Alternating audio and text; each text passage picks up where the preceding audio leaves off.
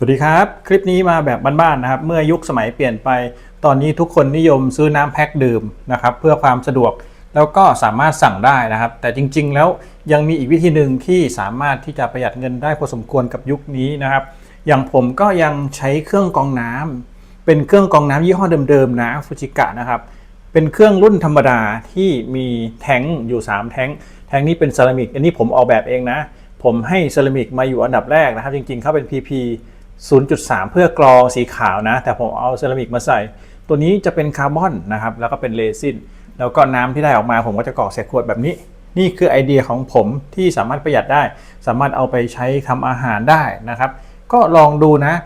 คลิปนี้ผมจะมีอีกเครื่องหนึ่งที่ผมเอามาจากคอนโดเพราะว่าคอนโดผมเนี่ยติดตั้งเครื่องกรองน้ำแบบ RO เสียบไฟนะครับก็จะเอามาติดตั้งตรงนี้นะครับผมจะมีอีกเครื่องหนึ่งแบบนี้เครื่องนี้เป็นยี่ห้อมาซูมานะครับมาซูมารุ่น Extra Clean ที่ผมเคยรีวิวไปผมเอาไว้ที่คอนโดก่อนหน้านี้นะแล้วก็จะมาไว้ที่บ้านนะครับก็จะมาพ่วงตัวนี้พ่วงออกเป็น2ทางจะใช้ตรงนี้ก็ได้หรือจะใช้เครื่องนี้ก็ได้เครื่องนี้ก็จะมีท่อออกแบบนี้นะครับสามารถเปิดที่วาล์วตัวนี้ได้เลยก็จะมีน้ำออกมาตอนนี้หลังจากเปิดวาล์วก็จะมีน้ำออกมาทางนี้นะครับคลิปนี้ก็จะเอามาเป็นไอเดียในการที่จะประยุกต์ใช้ที่บ้านคุณซื้อมาติดตั้งเองได้ตามคลิปก่อนหน้านี้คลิปนี้ผมจะพ่วงตัวนี้ให้ดูนะครับเพื่อที่จะสามารถใช้งานได้2เครื่องเนื่องจากว่าผมมี2เครื่องแต่ถ้าเกิดเอาไว้มันก็จะเก่านะครับก็เลยจะเอามาต่อพ่วงกันเครื่องนี้ใช้ที่บ้านปกติอยู่แล้วก่อนหน้านี้เปลี่ยนไส้กรองทุกๆปีครึ่งนะครับแล้วก็เครื่องนี้เอามาจากคอนโดที่คอนโดเปลี่ยนแล้วตามคลิปที่ผมรีวิว Philips RO ไปนะครับอะไรที่จะต้องมีนะครับก็คือสายยางพ่วงเพราะว่าผมจะพ่วงจากเส้นเดิมออกมาเป็น2ทางก็จะต้องมีตัวแบ่งตัวนี้เป็นตัวแบ่งขนาด2หุ่นนะครับเท่าสายของเครื่องกรองน้ำพอดีจาก1แบ่งเป็น2นะครับจากนั้นผมก็จะใส่วาล์วเพื่อที่จะปิดด้านหนึ่งปิดด้านที่เป็นเครื่องใหม่ไม่ให้ใช้งานเครื่องเก่าเป็นหลักก็ได้นะครับหรือจะใส่ทั้ง2ข้างก็ได้อันนี้แล้วแต่ความชอบเลยผมก็จะเพื่อความสะดวกสามารถที่จะใช้งานเครื่องไหนก็ได้นะครับอันนี้ก็แล้วแต่ไอเดียนะสายยางตัวนี้ก็เขาขายเป็นเมตรนะเดี๋ยวผมจะใส่ลิงก์ไว้ให้นะครับทั้งสายยางแล้วก็ทั้งวาล์วทั้งข้อต่อแล้วก็จะมีตัวคลิปล็อกนะคลิปล็อกตัวนี้หลายท่านที่ติดตั้งเครื่องกรองน้ำเองก็น่าจะพอเคยเห็นแล้วก็เข้าใจอยู่แล้วนะครับ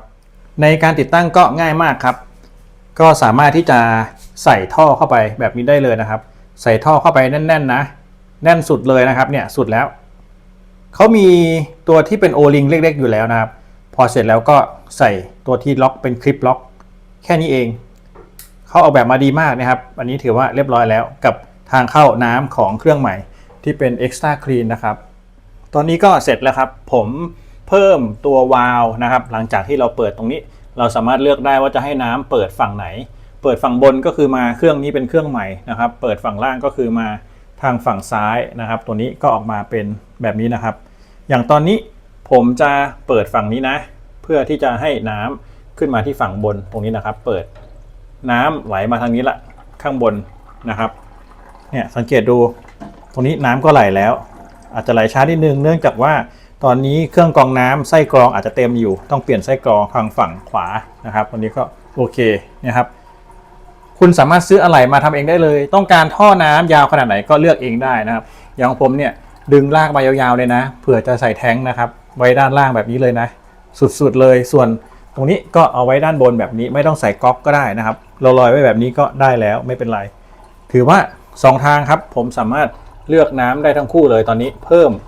ความเร็วในการกรองน้ำได้2เท่านะฝั่งนี้เนี่ยครับฝั่งนี้ก็ถือว่าไหลแรงนี่เลยนะครับเพิ่งเปลี่ยนไส้กรองไปฝั่งซ้ายถือว่ายังแรงและเร็วดีนะครับส่วนฝั่งขวาก็ถือว่าช้าแต่ว่าตอนนี้ก็ยังไหลอยู่นะแต่ไหลช้ากว่าเนื่องจากไส้กรองก็น่าจะเต็มเพราะว่าใช้มานานที่คอนโดนะครับเป็นทางเลือกนะครับเป็นไอเดียเอาไว้ให้เผื่อใครต้องการเครื่องกรองน้ำก็สามารถเลือกได้ทั้ง2ยี่ห้อตามลิงก์ที่ผมใส่ไว้ให้นะฟูจิกะก็ดีนะครับหรือมาซูมาก็ดีใหม่ดีนะครับตอนนี้มาซูมามีค่อนข้างเยอะนะมีหลายเครื่องมากๆเลยให้เลือกนะครับแนะนำว่าควรจะต้องใช้ไส้กรองที่เป็นเซรามิกด้วยผมรู้สึกว่าเซรามิกค่อนข้างดีนะครับตัวนี้ก็เป็นเครื่องกรองน้ำยอดนิยมเลยนะหรือคุณจะข้ามไป RO ก็ได้ RO ก็จะใหม่กว่าแต่ต้องเสียบไฟฟ้าตัวนี้เป็นรุ่นที่ไม่ต้องเสียบไฟนะครับถือว่าใช้งานได้ดี ยืนยันครับเอาไอเดียมาให้ชมแล้วก็เอาอะไรมาฝากเผื่อจะ DIY ปรับเป็นแบบที่คุณชอบนะครับ